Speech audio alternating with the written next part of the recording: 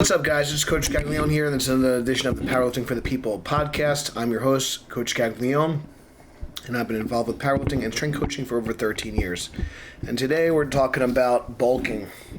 So if you've been following along, I've been on a weight loss journey. I've been as heavy as 340 pounds, and I've lost over 100 pounds of body weight and kept it off. Most recently, I competed in the 198 class this past November. Squatted 800 at 198 for my first 4 times body weight squat. And one of my goals is to squat 800 or more in 6 different weight classes. I've squatted 900 at super heavyweight. I've squatted 850 at 308, 805 at 275. My best at 242 currently in the competition is 770. And I've squatted 800 in both the 220 and 198 class. So I'm doing a little pit stop to 242 before I get back on the road to 198. And for that particular reason, I wanted to gain a lot of body weight in a short period of time in order to make my strength goal a little bit easier. So if you are somebody that is really struggling with gaining weight, I think this would be a good listen for you. If you are someone like myself, I don't think this would be a healthy way to do things. But it's just going to kind of chronicle how I gained about 30 pounds in about 3 weeks. And it's important to note some of this weight gain is just fluid retention. I would say maybe even close to, a third or even maybe half is going to be fluid. But that fluid is still going to help you be stronger. That fluid is still going to help you move some more weight because mass moves mass, whether it be fat tissue, muscle tissue, or actual fluid and water retention. But obviously muscle mass is going to be the most important thing. And all these things are going to help you be in a little bit more of a calorie surplus. And over the course of time, that's going to allow you to build more muscle. I do think it's important when you're trying to gain mass to have some sort of measuring system, I think measuring your arms and legs and your stomach is a good idea. This is something I don't do currently. I use an in-body scale. But if you don't have access to an in-body scale, obviously taking measurements and photos is a good idea. So you want to measure. And this goes the same for weight loss as well. So when you're in a period of a bulking period, I think that the trouble I find, and what I've found over the past month or so, past 4 or 5 weeks, bulking in a clean fashion, bulking in a healthy way, in my opinion, is a lot harder than actually losing body fat, because it could be really easy to get carried away, especially if you're a former fat kid like myself. So I think first resource that I would check out.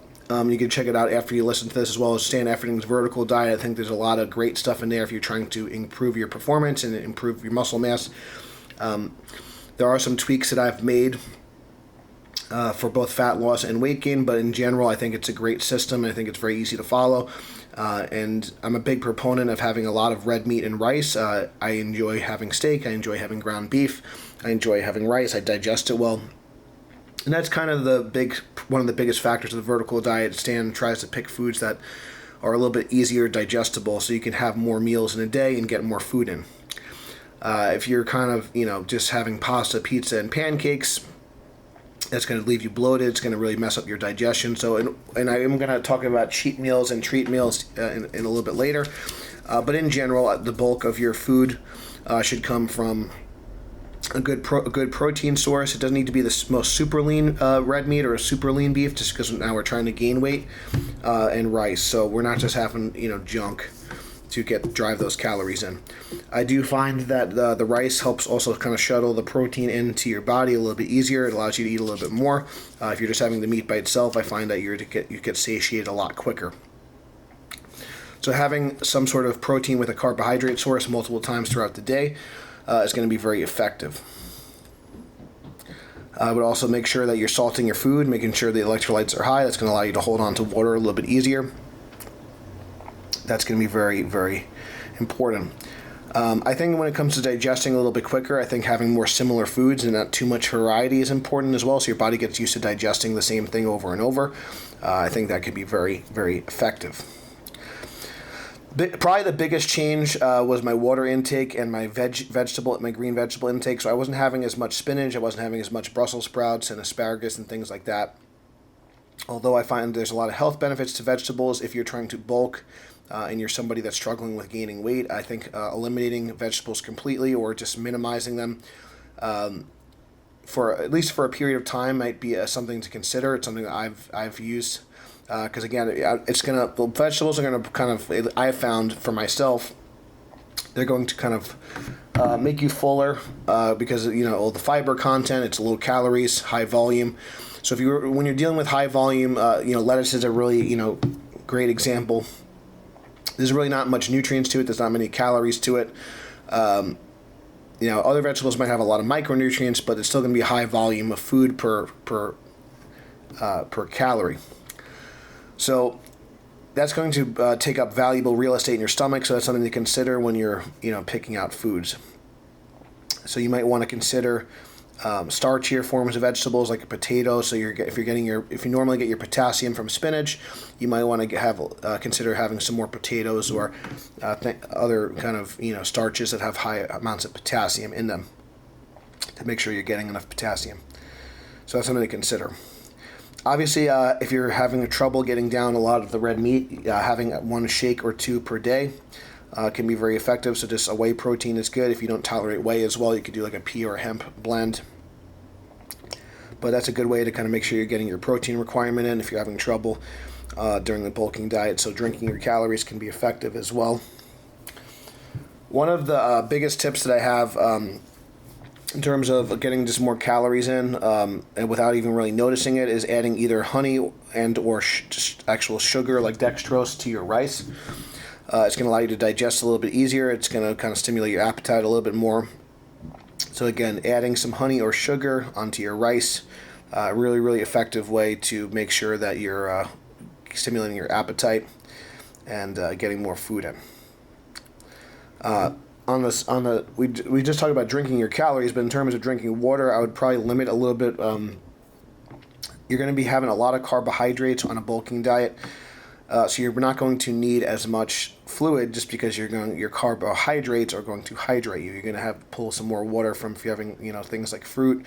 If you're going to have things like a lot of carbohydrates, you're going to get some water from that from just the food you're taking in.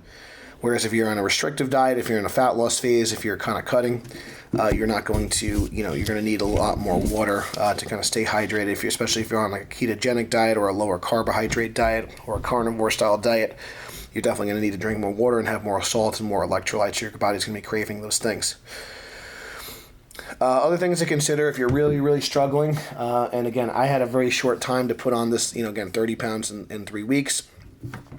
So number one, I also wanted to enjoy myself, with some of my, loved ones and significant other and things like that. So I wanted to take advantage of that and eat out a little bit more often. I probably overdid it a little bit. So we definitely, we had a lot of, we went to some steakhouses, we went to some Mexican restaurants, we went to some sushi places, and that was kind of our go-to things. Now, in terms of the steakhouses, having like steak and potatoes is a great way to kind of enjoy yourself and still kind of stay on your plan and not to get too dirty. In terms of Mexican food, obviously I like a lot of meat and rice or meat and tortillas. Again, not too, quote unquote dirty there. We're not just eating a lot of junk. I did have some, some pastries and things on Thanksgiving, but again, most of my food was pretty, quote unquote clean, cleaner cheats or cleaner treat meals.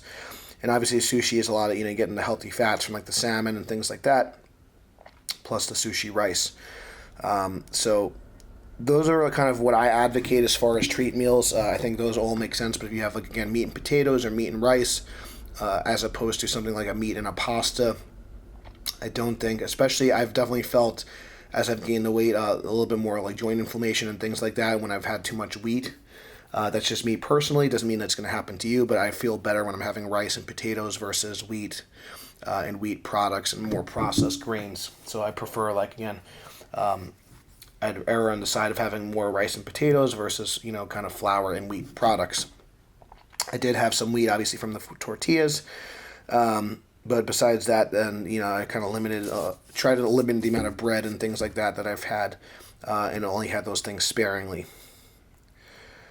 One of the things that's kind of a nice anecdote, but when I was younger, when I was moving up from the 220 to the 242 class for the first time, I actually used to, one of my old training partners was Dominici, and we used to go to a place, Monato's, once a week. We'd go every Friday. At the time, I think we were doing more of like a West Side style split. So I think that was like after like our dynamic squat and deadlift day. And we would go to a place called Monato's in Carl Place. That was our go-to all-you-can-eat sushi spot at the time. And if you've ever seen Big Dom, lately he knows how to put mass on for sure. Huge squatter, really, really accomplished, super heavyweight lifter. So that was something that kind of helped us. I know that helped him get from the 242 class and fill out the 275 class. And this is, going on maybe close to 10 years ago. And for me, it helped me kind of fill out the 242 class. And I believe that was like, I was, working toward my first 500 pound raw squat at the time. I believe I squatted, 490 at that particular meet. I think that was my first, meet as a junior lifter. First or second meet as a junior lifter. And like I said, I was able to achieve a 490 squat. So I was able to achieve my first kind of like, not my first, but my first double weight body weight squat in that particular weight class as a younger lifter. And going through that sushi, that all you can eat sushi was good. It was a good way to kind of put some good size on. And it was something that, there's also good, one thing to consider when you're bulking too, and you have a little bit more flexibility when eating out. I think it's also a good time to, use that time to socialize with your training partner. Use that time to kind of, get to know your training partners a little bit more. You don't always have that luxury when you're cutting. So I think when you're bulking, I think it's a good, time to take advantage of that. Don't just, only eat alone. I think it's, just something to consider. I think that you'll get more out of it that way. And that was something that we did. I know with our team, a lot of times some other restaurants that we like, if you're anyone that's listening that's local, there's a restaurant called Sake Asia in West Babylon, which is an excellent choice as well for all-you-can-eat sushi. And also in Bethpage, Sushi Time 560. So those are some of our go-to all-you-can-eat sushi spots when you're trying to put weight on, or if you're trying to put weight on like after a weigh-in, you're trying to kind of load back up quickly. Those are some great options as well.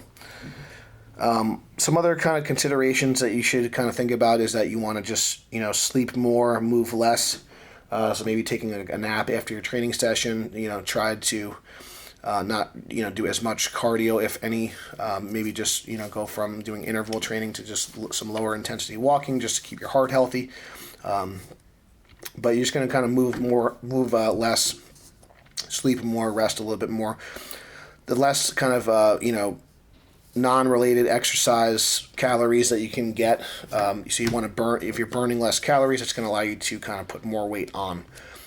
So for those that are kind of struggling with gaining weight. But in general, if you're kind of one of those people that's more of a kind of a skinny guy or a skinny gal and you have trouble putting weight on, you got to find ways to kind of drive calories in. And just like anything else, to slowly progress your calories over time, your body will adapt.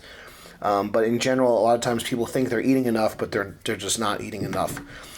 So whether you may need to spread out your meals. I'd say in general, like when I was cutting, I mentioned I utilized some fasting and things like that. So you probably want to do the opposite. So you probably want to eat a little bit more frequently, spread out your meals throughout the day. So that way if you have a really big meal, you're going to probably tend to just stay fuller longer. So if you spread out your meals throughout the day, that's a good way to kind of, increase your calories over time, and then you can kind of just make small progressions. So if you start off having 5 or 6 meals a day, you can increase your meals to, 6 or 7 and just have the same meal again, and just kind of progress it that way. You can go from having, 5 ounces of beef per meal to 6 ounces of beef per meal, or you could just have a whole other meal. You can go ahead to have a cup of rice to a cup and a quarter, or a cup and a half of rice per meal. And that's a good way to kind of progress your calories over time. In my case, like I said, I was only having maybe 2 servings of rice per day at most, on average for my cutting. So having like 3 or 4 servings of rice per day, that really helps drive my calories up and allowed me to kind of put my weight on quickly. After this meet, I'm going to take some of the weight off. I think that is important, especially if your body fat starts to get a little bit out of check. I'd say for guys, for powerlifters, if you start to kind of creep over, 18, 19, 20%, I think it's a good time to, make sure that you're not accumulating too much fat after that. So you're going to always have your health in mind as well. So if you're trying to bulk, just make sure you do it the right way. Do it at a couple of weeks at a time, and then go to like a maintenance or cutting phase and just kind of make sure that you're whatever body fat you accumulate during a bulking period, you're able to kind of eliminate that afterwards. Obviously when you're gaining tissue, you're not going to just gain pure muscle. You will gain some fat, and that's okay. If you're gaining, for every pound of muscle that you gain, if you gain like 1 or 2 pounds of fat along with it, I think that's a pretty good rule of thumb, that you're not gaining too fast. So I know, like for myself, I think I gained about 12 pounds of fat and 6 pounds of muscle over this last 5-ish week period. So that was a pretty good rate of progress without getting too fat. And I feel like my waist, all my belts still fit. And I know the last time I was 242, I was not able to fit into my 198 belt. So the fact that my waist didn't increase that much is a good sign. And a lot of, like I said, I know my arms are bigger and my legs are bigger. So I'm pretty happy with how things have went. I did kind of gain a little faster than I anticipated, but that's just, I'm just better at gaining tissue than I am at losing tissue. That's just something that I'm never really struggled with, and it might be the opposite for you. So this is a really quick episode, but I figured, I know not everyone wants to lose weight, even though I am on a weight loss journey. I wanted to kind of go over some tips and tricks if you are struggling with gaining weight, because I know that is an issue for some people. So if you need to fill out your weight class, if you want to put some size on, I do think it's important to kind of go back and forth between periods of bulking, cutting, and maintenance. I think it's important. If you tend to put fat on easier, your bulking period should probably be shorter, like myself, probably only 4 to 6 weeks. And if you're somebody that's struggling with, gaining weight, you might, want to prolong that a little bit longer, and maybe to 8 to 12 weeks of a bulking period. But it really depends on the person and what your goals are. So just, again, this is all anecdote. I'm not a doctor, so just take it with a grain of salt. And that'll help with your sodium and electrolyte intakes as well. So joking aside, I hope this podcast helped you as a quick one. So if you want to gain some weight, if you want to, be like me, and, I'm not saying you're going to gain 30 pounds in 3 weeks like I did, but you should definitely, should help let you be on your way. And if your strength has stalled for a while, if your strength has stalled for 6 months, a year, maybe, a year and a half, maybe it's time to put some size on and let it kind of stimulate your progress a little bit. That'd be a good time. So when you're trying to increase your strength, that's probably a good time to be in a calorie surplus and be in a little bit of a bulking phase. So thank you guys for listening. If this podcast helped you, please give it a 5-star review. It helps other people find us. Please give us a rating as well. Every little bit helps. Check out the links in the description. Thank you so much for listening. Until next time, stay strong, and I'll see you soon.